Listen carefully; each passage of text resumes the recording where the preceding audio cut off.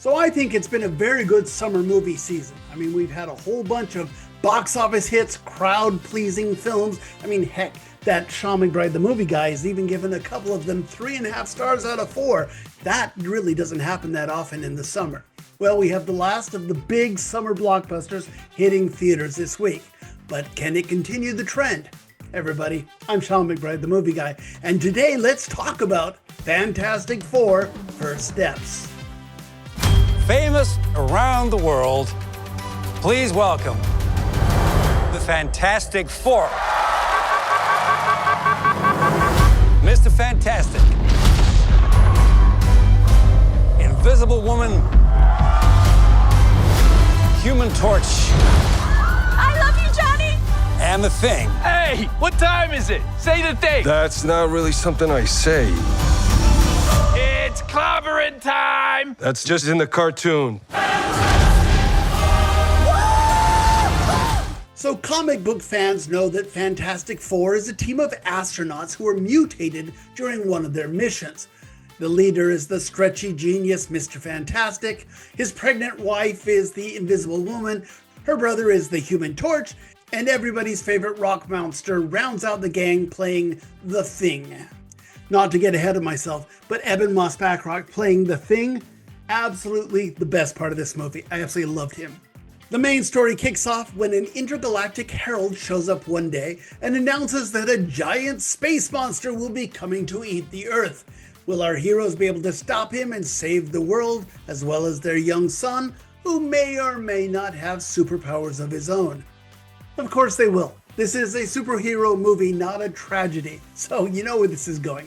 And look, I absolutely love this movie for its retro future vibe. This thing looks like it was set in the 1950s and 60s. It looks like a mix of the Jetsons versus the Incredibles.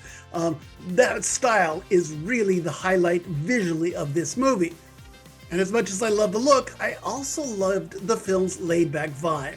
I mean, boy, really feel good, warm and fuzzy, not too scary. Great vibe to this movie. Now, the acting is solid, if a little bit distant. Blame that on these characters, especially Mr. Fantastic, who's played by Pedro Pascal. He's a scientist who'd rather do math on a chalkboard than spring into action. Vanessa Kirby has the most emotional moments playing a mother protecting her son. Joseph Quinn is fun as a human fireball who gets a crush on the Silver Surfer, played by Julia Garner. And did I mention how much I love Ebon Moss-Bachrach playing The Thing? I mean, he's a big old cuddly rock monster with a heart of gold. So obviously, superhero movies are defined by their special effects and the action sequences. There are two pretty good ones here, although to be honest, I think that Galacticus is silly, so it's hard for me to get too invested in the action when the villain looks like a cross between a Mayan warrior and a kaiju. A better villain might have made for better action. On the other hand, I did love the musical score for this movie. It's by Michael Giacchino, a pitch-perfect accompaniment for both the warm and fuzzy moments, as well as those action spectacle scenes, and of course that rousing Fantastic Four. Great, I love the music. And did I mention that I really liked The Thing? Just checking. Look, all in all, Fantastic Four: First Steps is a lot of fun, but it's closer to fine than fantastic. I mean, it's good, it's just not great. I enjoyed myself a lot though, and the audience all around me sure looked like they were having fun too. So I'm giving Fantastic Four: First Steps 3 stars out of 4. At least 1 full star of that rating comes from The Thing. I mean, there are moments where you got this big rock monster cradling a baby in his arms. It just melts your heart.